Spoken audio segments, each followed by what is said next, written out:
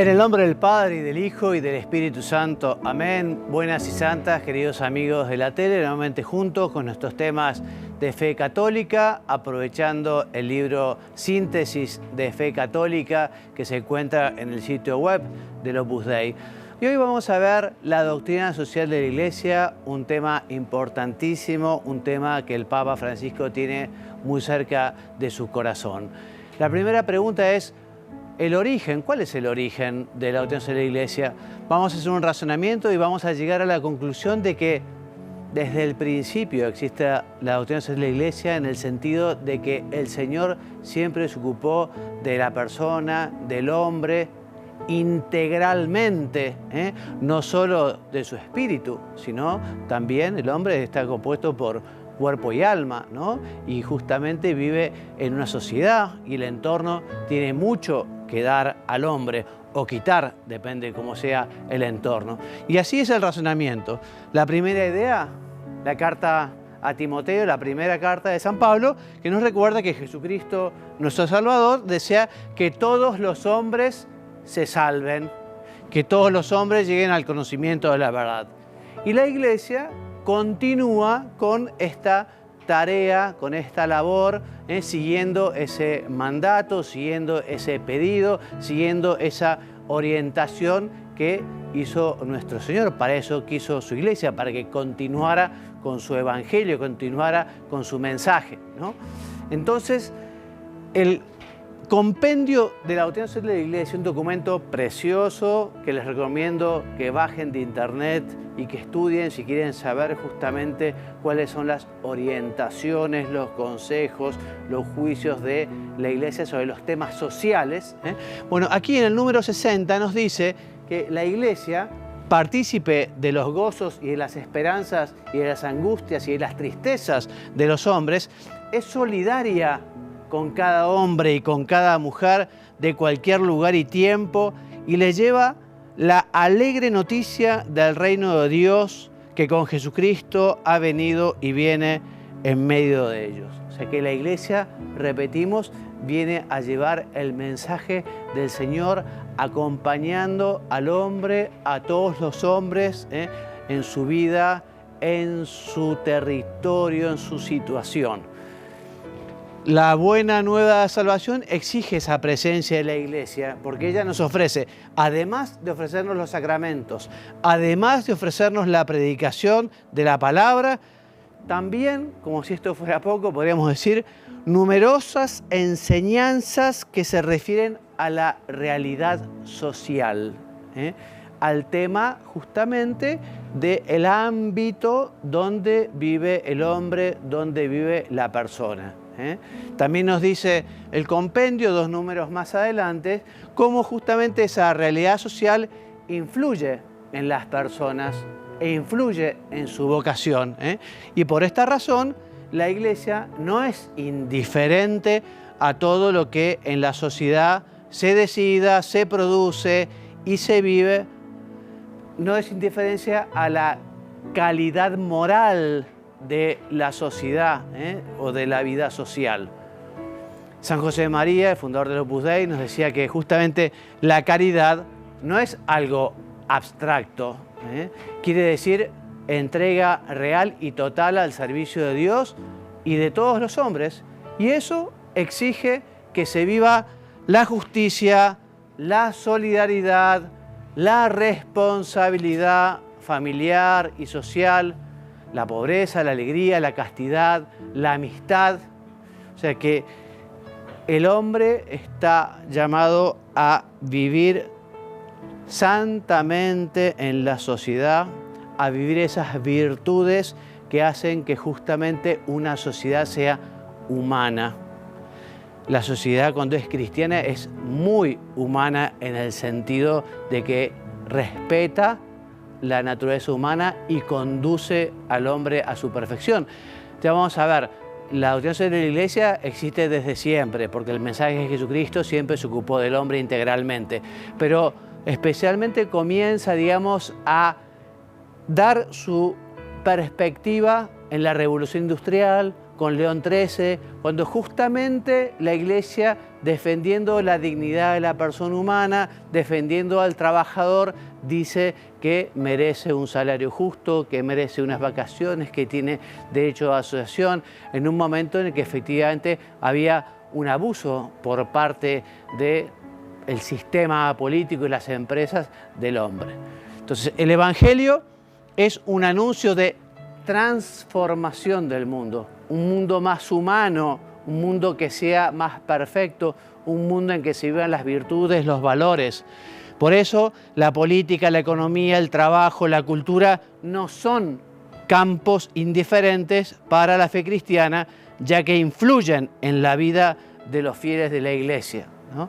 De los fieles de la Iglesia y de todas las personas, porque ya veremos cómo la doctrina de la Iglesia está dirigida para que la conozcan y la vivan todos los hombres de buena voluntad, todos los hombres que quieran obrar el bien, todos los hombres que quieran seguir la verdad. Por ejemplo, en una organización que no deje tiempo para atender a los hijos o que no otorgue los medios económicos necesarios para sacar adelante la familia, es un obstáculo para el desarrollo de la vocación matrimonial, ¿no? Si eso no es solo en una empresa, sino que además quizá está llevado, digamos, a todo un ámbito social, justamente la Iglesia reclama ese respeto de la persona porque considera que el trabajo es muy importante, pero también tiene que haber un orden, porque tiene que haber un tiempo para la familia, un tiempo para Dios, un tiempo para descansar.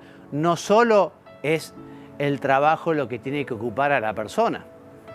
Por eso, si los pastores de la Iglesia se refieren a estas temáticas, no es porque deseen proponer soluciones técnicas. Se preocupan por la incidencia que tienen en la vida de los fieles. Entonces, la Iglesia no te va a dar una respuesta concreta y práctica. La Iglesia te va a decir, esto es una injusticia, esto hay que solucionarlo. Quizá estos pueden ser algunos caminos, pero después ya los fieles cristianos o los gobernantes o las personas que tienen la responsabilidad de la cuestión social tendrán que aplicar justamente esas medidas para ordenar lo que está desordenado o para poner justicia donde hay injusticia. Nos dice la Gaudium Spes 42 del Concilio Vaticano II, la misión propia que Cristo confió a la Iglesia no es de orden político, económico o social. La Iglesia no quiere ser un partido político, la Iglesia no quiere tener representantes políticos, los sacerdotes no están llamados a ser políticos, tampoco los obispos. Es una misión de carácter religioso, pero el orden religioso justamente abarca toda la persona, abarca justamente su materialidad y abarca su espiritualidad, abarca el derecho que tiene, por ejemplo, a comunicarse con Dios individualmente o personalmente, pero también públicamente, ¿no? Por eso, precisamente de esta misión religiosa derivan funciones, luces y energías que pueden servir para establecer y consolidar la comunidad humana según la ley divina. La doctrina de la Iglesia, entonces, es parte también de la teología moral.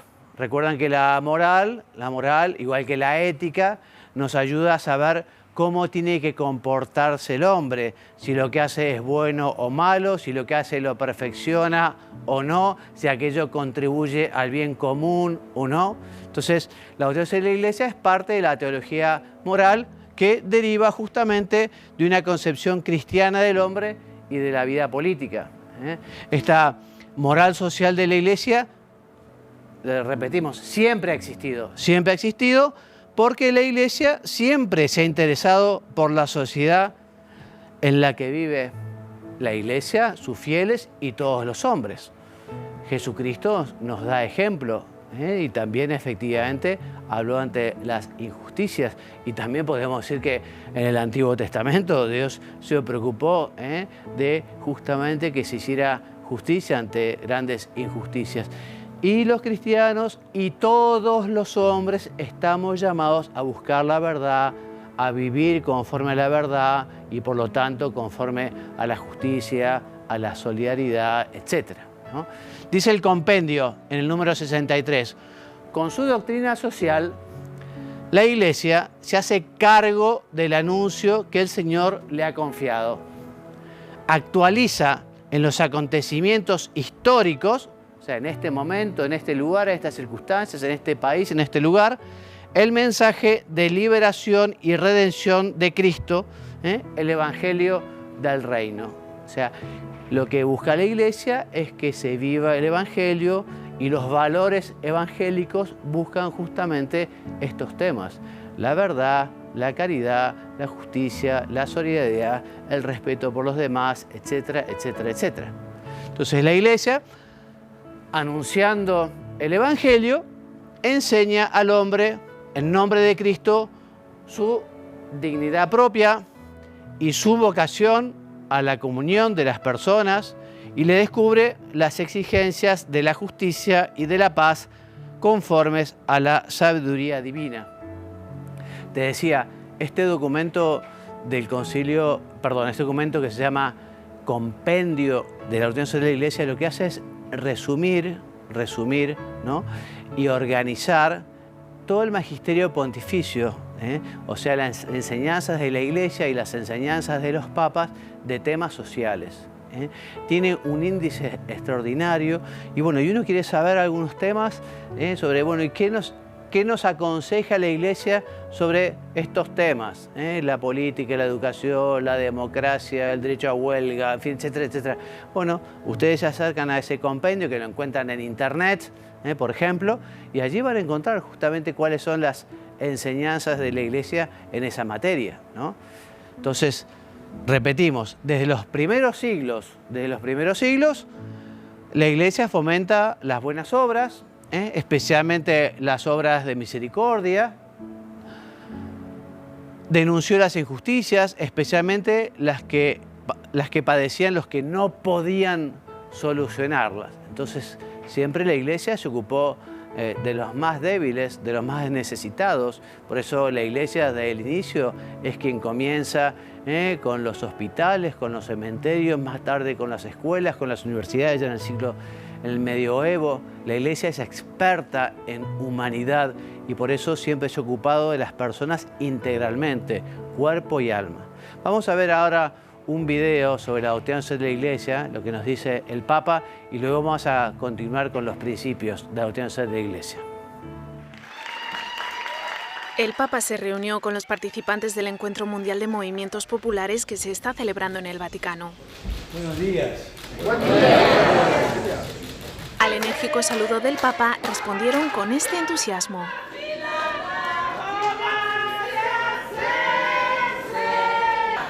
Francisco agradeció la presencia de estas personas que, como dijo, sufren en carne propia la desigualdad y la exclusión. Este encuentro de movimientos populares es un signo, es un gran signo. Vinieron a poner en presencia de Dios, de la Iglesia, de los pueblos, una realidad muchas veces silenciada. Los pobres no solo padecen la injusticia, sino que también luchan contra ella. El Papa habló de tierra, techo y trabajo, los tres temas del encuentro. Explicó que aunque pueda sonar a comunista, en realidad esta reclamación está en el corazón de la doctrina social de la Iglesia. Habló de la cultura del descarte y se refirió al aborto, a una sociedad que descarta a los niños antes de nacer porque no producen. También denunció el alto precio de los alimentos en muchos lugares del planeta y el desperdicio de la comida en otros. Esto constituye un verdadero escándalo. El hambre es criminal. La alimentación es un derecho inalienable. El Papa dijo que no existe peor pobreza que la que no permite obtener un trabajo y pidió de nuevo que en el centro del sistema económico se coloque a las personas. Para muchos participantes, estas palabras están cargadas de esperanza y compromiso. El Papa además ha considerado que la lucha de estas personas es su lucha El Papa ha dicho en realidad que el mensaje del Evangelio es la base mismo de la lucha de estas personas. Y hay una gran aportación por parte del Papa, asumiendo lógicamente reivindicaciones o luchas que llevamos todos a nivel mundial. El Papa Francisco les pidió que continúen con su lucha sin fanatismos y sin violencia, buscando resolver las tensiones. Antes de marcharse, saludó al presidente de Bolivia, Evo Morales, que participa a título personal en el encuentro. Volvemos entonces a nuestros principios de la doctrina social de la Iglesia. En primer lugar, decimos que en términos generales, la moral de la Iglesia nos enseña que existe una primacía de los bienes espirituales y morales sobre los bienes materiales. Y que la Iglesia se preocupa del bien integral de los hombres, que incluye también su bienestar material. Pero repetimos, su misión, su vocación, para lo que Dios la quiso, es para su misión es espiritual. Por eso, el interés del magisterio no se centra en los instrumentos propiamente para organizar la sociedad. Esos son políticos, son instrumentos económicos, sino en la promoción de una moral, de una forma de vivir, de un modus vivendi, de un ambiente social que sea justamente coherente o acorde con el Evangelio, o sea, con la verdad, con la justicia, con la solidaridad. Y por eso también toca a los cristianos corrientes y también a todas las personas de buena voluntad lograr que ese bien llegue a vivirse en cada sociedad, ese principio del bien común que vamos a ver ahora en un ratito.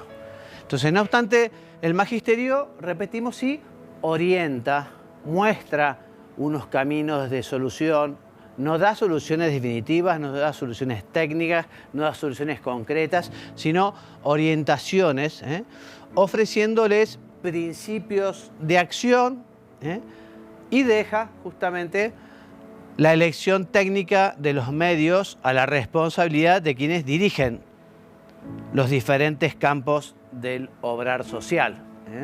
Por eso también la doctrina social de la Iglesia no se limita solo a una teoría, ¿no? O solo que se comprendan esas realidades sociales, temas vinculados a la cultura, a la política, a la educación, sino que también invita a los cristianos y a todos los hombres de buena voluntad a transformarlas, a configurarlas con el Evangelio, con la verdad, con la justicia, con la solidaridad, como diciendo, bueno, ¿cómo se viviría esto si realmente Cristo fuera el que vive en esta sociedad y diera ejemplo a todas las personas?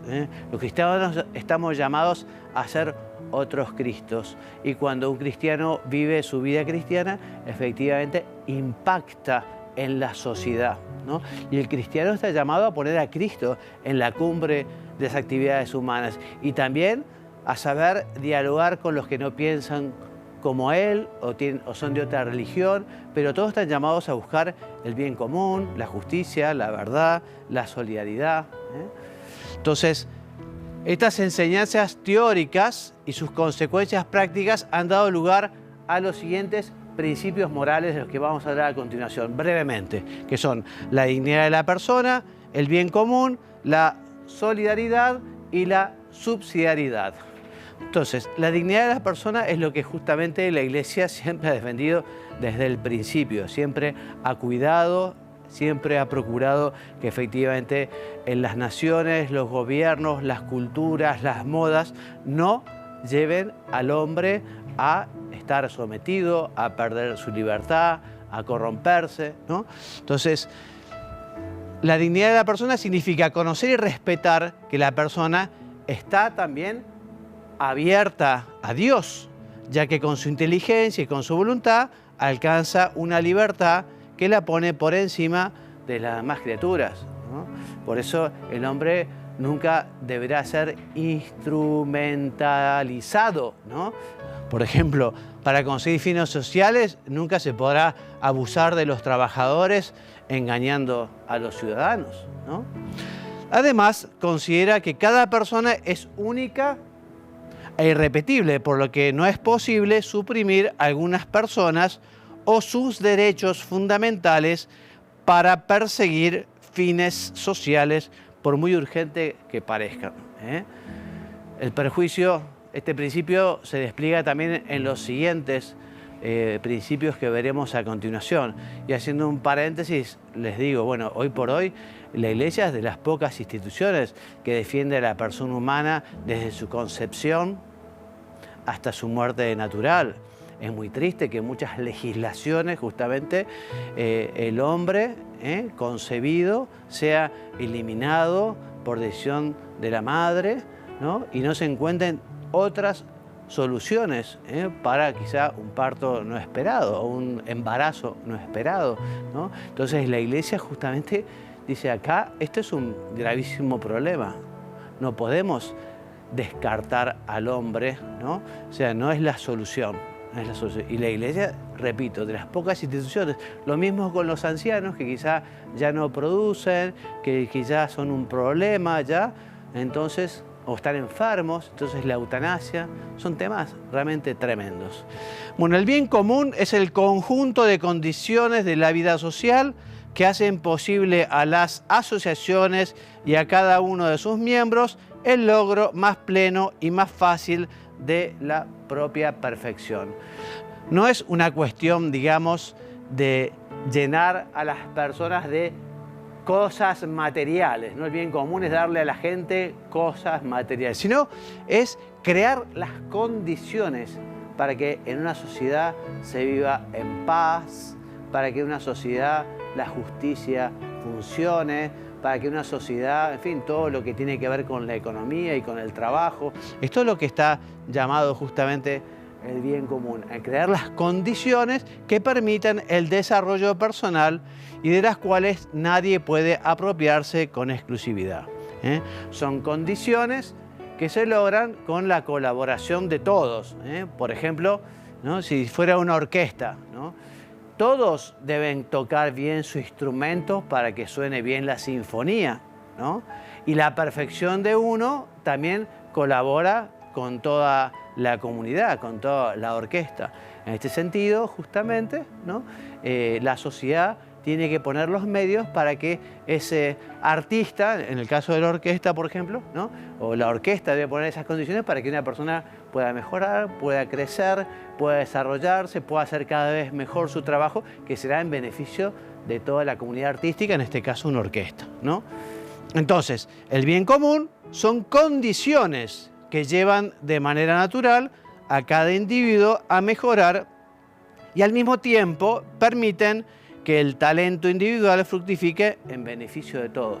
Esto es muy claro. Por eso la Iglesia invita a eso. La búsqueda del bien común es lo que tienen que hacer todos los funcionarios, todos los gobernantes, buscar el bien común general, sobre todo respetando los derechos fundamentales de la persona humana y procurando justamente que sean las condiciones para vivir una vida humana digna, ¿no? Dice el Catecismo de la Iglesia Católica que el bien común comporta tres elementos esenciales. Por un lado, te decía, el respeto de los derechos fundamentales de la persona humana, el derecho a la vida, el derecho a la libertad, el derecho a la propiedad privada.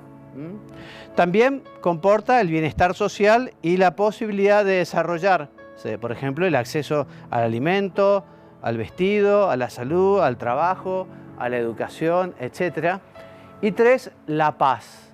La paz. La paz, que es el resultado de un orden social justo. O sea, estos bienes de la tierra fueron creados por Dios para todos. Este es otro tema diferente, ¿no? Que tiene que ver con el destino universal de los bienes. Ya veremos cómo efectivamente la propiedad privada es la forma más eficaz de conseguir que se viva ese destino universal de los bienes. Que efectivamente quienes tienen esos bienes deben ser solidariamente responsables también.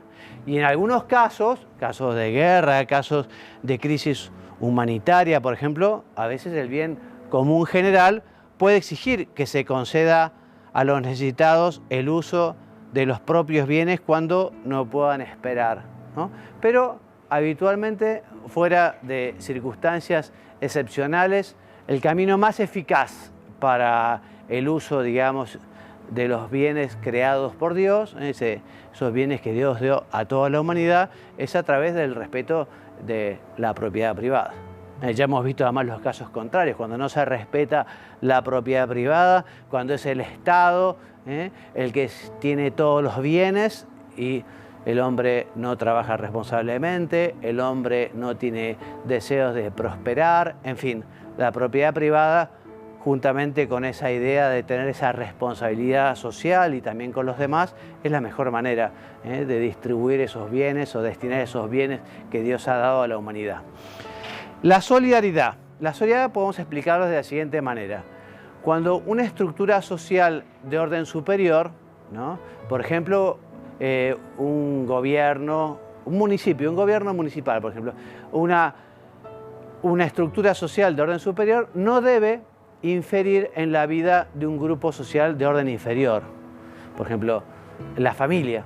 La familia tiene sus propios derechos y la familia no puede ser reemplazada por el Estado para la educación de los hijos. Justamente las estructuras de orden superior tienen que colaborar y ayudar a las estructuras de orden inferior para que puedan cumplir sus objetivos, sus metas, sus fines. Entonces, debe sostener en caso de necesidad y ayudarla a coordinar su acción con la de los demás componentes sociales con miras al bien común.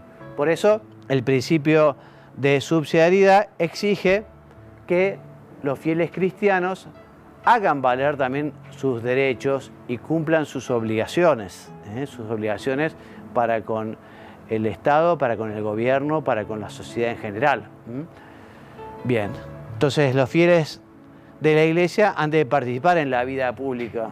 O sea, es importante esto, quienes tengan la vocación política, es verdad que hacer política es un esfuerzo, hacer política es difícil, hacer política a veces puede llevar a encontrarse con unas decisiones, pero bueno, justamente cada uno tiene que seguir su vocación, ¿no? Y los cristianos que tengan esa vocación a la política tendrán que justamente desvelarse por tratar de vivir esa vocación y trabajar en estos campos.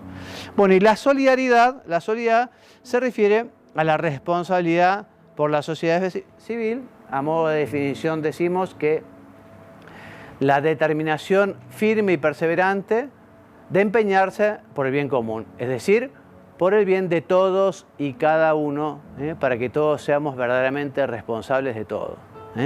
Nosotros además por la fe, nosotros los cristianos tenemos una motivación especial para vivir la solidaridad. Todos somos hijos de un mismo Padre y estamos justamente llamados a ocuparnos del prójimo. Recordemos a Jesucristo: venid benditos mi Padre, porque tuve hambre y me dieron de comer, tuve sed y me dieron de beber, estuve preso y me visitaste, desnudo y me vestisteis. O sea que eso hace al mensaje esencial de Jesucristo, el ocuparse del prójimo, de los demás. Bueno, algunas manifestaciones de solidaridad. Por un lado, bueno, cumplir los propios derechos y obligaciones, básico. Los empresarios no solo tendrán afán de lucro, en fin, una empresa está para lucrar, evidentemente, pero habrá que ocuparse de los trabajadores, de los proveedores o stakeholders, habrá que ocuparse del entorno. Los empresarios darán trabajo, tratarán de que efectivamente sus empleados tengan una vida digna, se ocuparán de las familias de sus empleados. En fin, los empresarios tienen un campo enorme para vivir la solidaridad. Bien, existe una distinción también entre solidaridad y justicia. La justicia exige respetar y dar a los demás lo que es suyo, ¿no? Dar a cada uno lo suyo se define como la justicia, ¿no? Mientras que la solidaridad lleva a dar a los demás algo que es nuestro, movido por el interés que tenemos hacia el bien de los demás, que es tan importante como el nuestro.